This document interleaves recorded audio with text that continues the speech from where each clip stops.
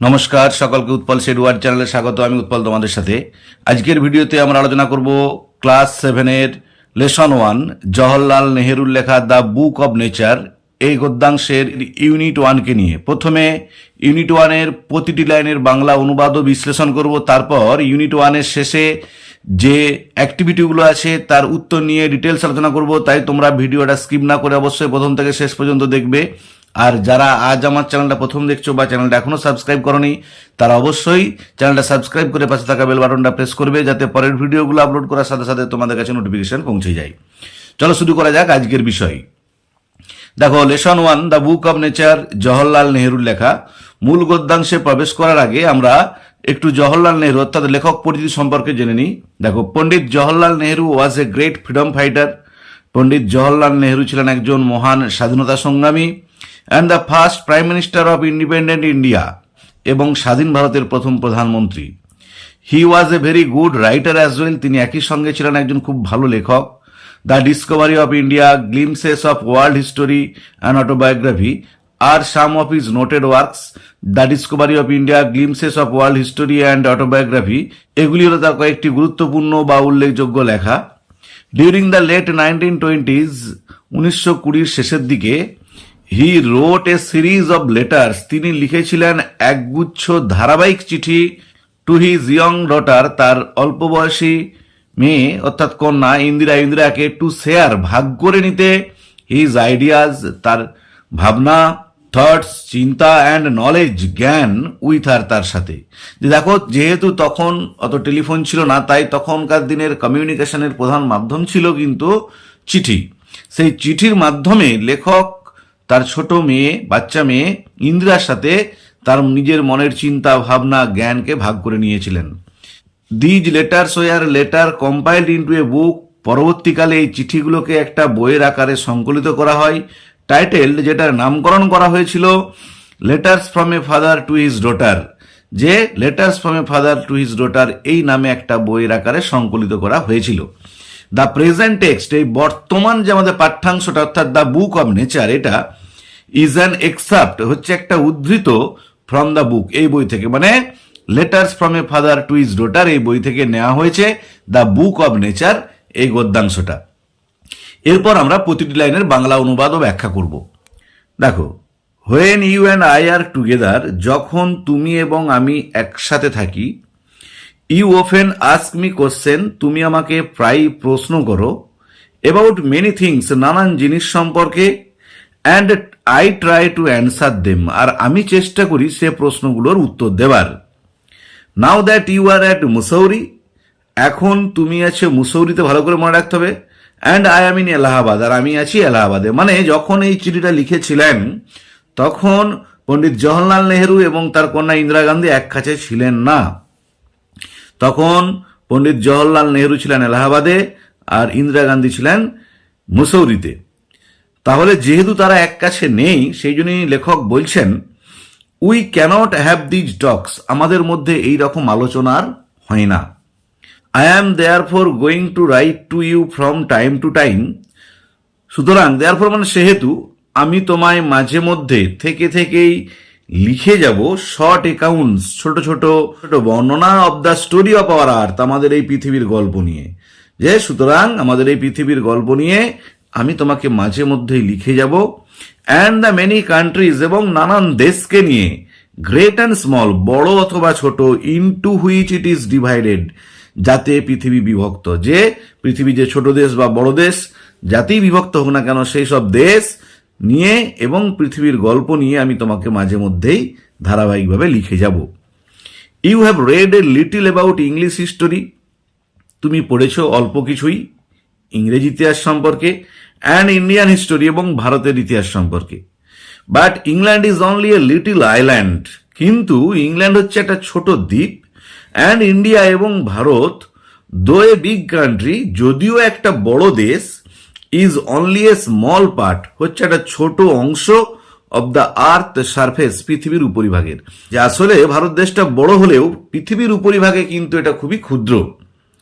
If we want to know something about the story of this world of hours, যদি আমরা কোনো কিছু জানতে চাই আমাদের এই পৃথিবীর গল্প সম্পর্কে, we must think of all the countries, আমরা অবশ্যই ভাববো, চিন্তা ভাবনা করব সমস্ত দেশকে নিয়ে, অ্যান্ড অল দ্য পিপল, সমস্ত মানুষজনেদের নিয়ে, দ্যাট হ্যাভ ইনহ্যাবিটেড ইট, যারা এতে বসবাস করে, and not merely of one little country, শুধুমাত্র একটা ছোট দেশকে নিয়ে নয়, where we may have been born, যেখানে হয়তো তুমি জন্মগ্রহণ করেছ।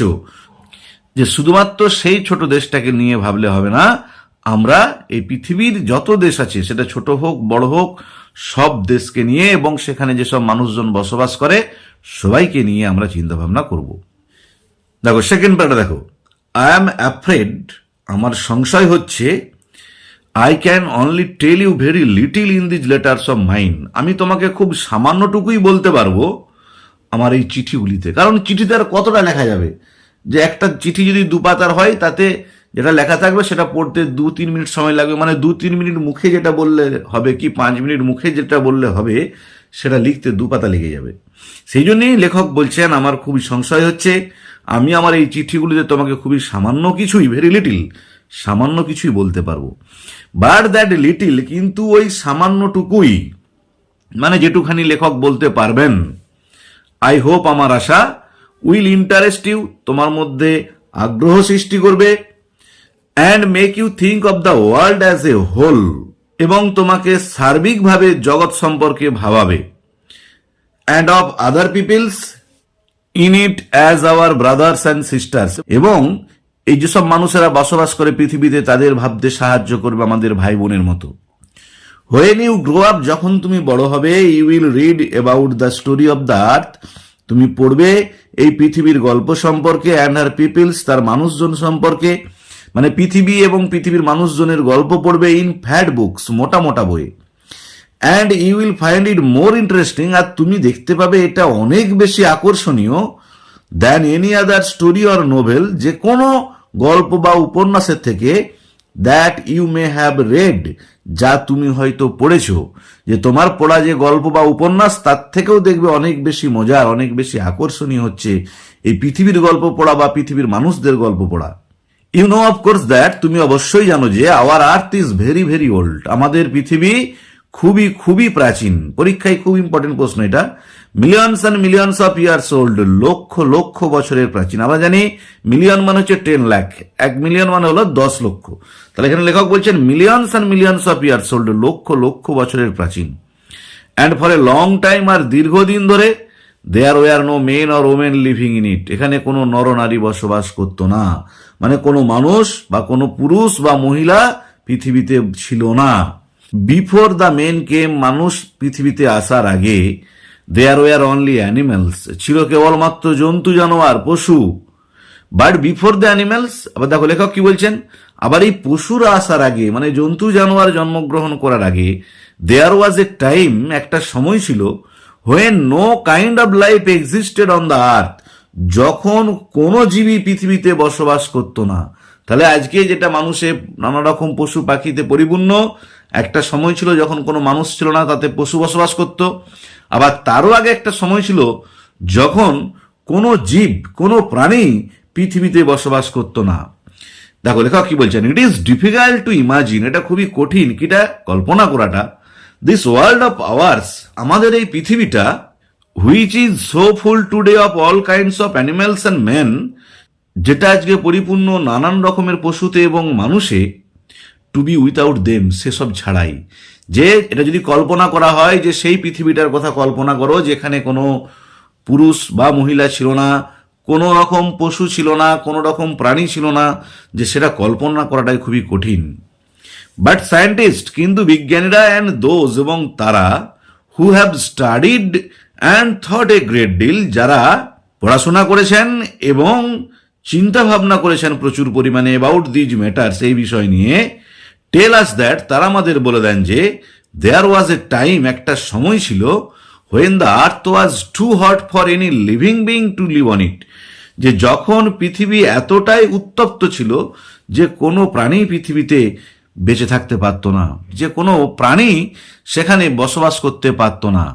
And if we read their books, যদি আমরা পড়ি তাদের লেখা বইগুলো, অ্যান্ড স্টাডি দ্য রকস, এবং খুঁটিয়ে খুঁটিয়ে বা ভালো করে পর্যবেক্ষণ করি পাথরগুলোকে অ্যান্ড দ্য ফসিলস, খুব ভালো করে মনে রাখবে, জীবাশ্মগুলোকে পরীক্ষায় পড়বে। What is fossil? দেখো এটা the remains of old animals, প্রাচীন প্রাণীর দেহাবশেষ।